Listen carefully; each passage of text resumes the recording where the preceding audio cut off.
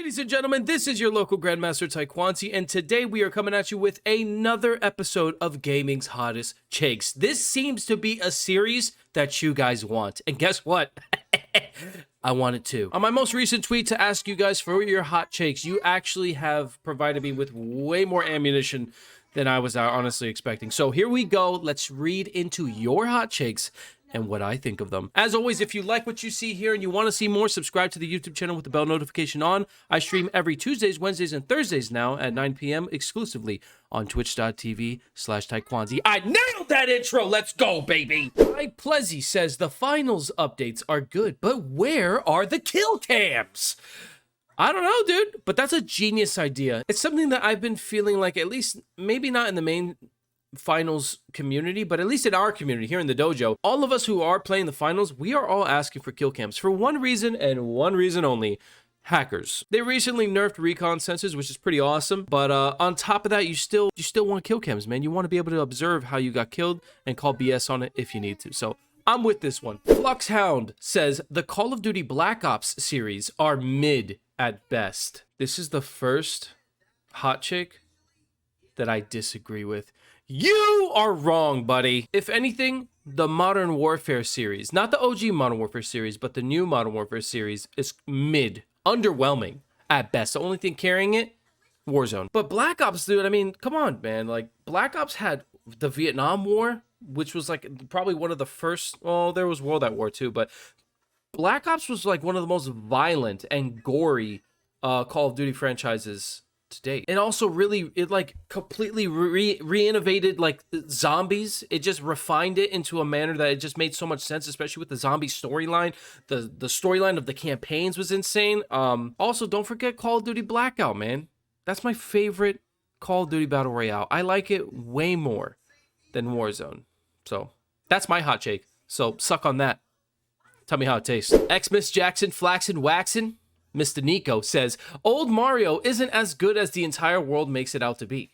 It got boring. I said what I said. It was good in its time, same as how I feel about Star Wars. But it doesn't hold up like it used to. New Mario games are fire. You know, the one thing about Mario is the formula for those games hasn't really changed. I mean, graphically, they've changed, right? But the formula is just kind of, it kind of is what it is. Now, there's a couple of Mario games that are kind of goated, like Mario Kart, Mario Party, Super Mario Sunshine, Mario Galaxy, Mario Odyssey, and Super Mario 64, man. That was the first game I ever played. I love those games. I think that the controls are horrible, but they're still good and important games nonetheless. Matter of fact, I'm actually quite on the opposite spectrum here. I feel like old Mario is incredible, and new Mario games are just kind of like, it's another Mario game, who cares? Despite having the worst release in gaming history, Star Wars Battlefront 2, after countless incredible updates, has become a top 5 game of all time. 2 of the others being GTA 5 and Minecraft. You could argue about the other 2 positions. I don't smoke cigarettes, but if I did, I would light a cigarette right now, and I would, smoke, because this is a hot shake. I don't think that Battlefront 2 is a top 5 game of all time. You're crazy, Detrouty. But I will say, I believe it is one of the best Star Wars games in general ever. The amount of community feedback that was given on that game went through a hell, a true hell, with the community and with the developers themselves. But if you hop on the game right now, you're gonna realize, wow, this game is refined. Wow, this game is amazing. Wow, like, why does each hero feel so well polished and makes so much sense? The game in its current state, yeah, it's up there, dude. It's up there with probably one of the best Star Wars games ever made, but it's unfortunate that it went through such a rough patch.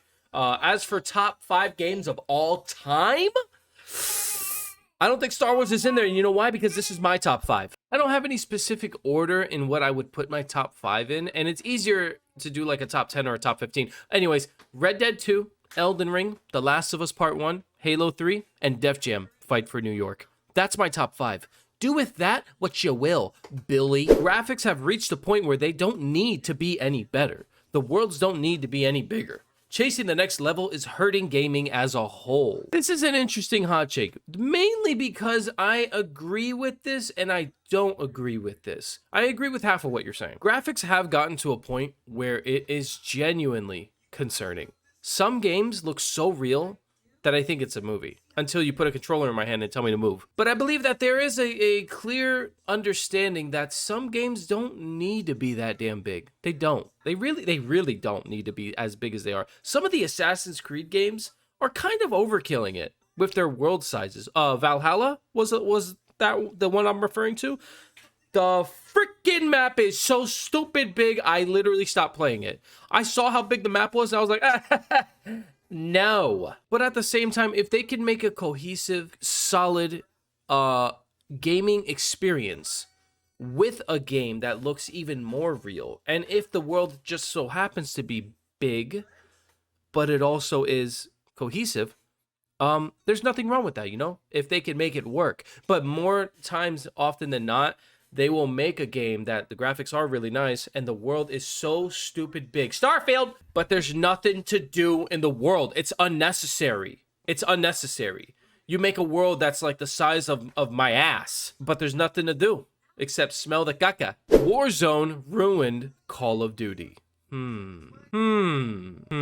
Yes, it did. Call of Duty used to be one of those games that you could hop on after a nice long day at work or school, whatever it is you were doing, and you could just play a couple matches and have a good time. But now you have to get into a Warzone match, apparently, and play against probably Tfue, Ninja, Dr. Disrespect, Tim the Tatman, Grandmaster Taekwondo. You got to play against all these people who are absolutely better than you. And you don't even get to have any fun anymore. That's not right. And they're putting so much focus on Warzone because it makes that cheddar cheese, it makes that provolone, that mozzarella, it makes all that cheese for Activision that they are not giving the love and care to... Lower your voice. They're not giving the love and care that Call of Duty as an actual multiplayer franchise deserves. Did you guys see Modern Warfare 3's campaign? It sucked. I don't want to hear it. Unfortunately, Call of Duty is killing itself. It is. And everybody knows it. People are just in denial. The ones who keep playing the game, you're in denial.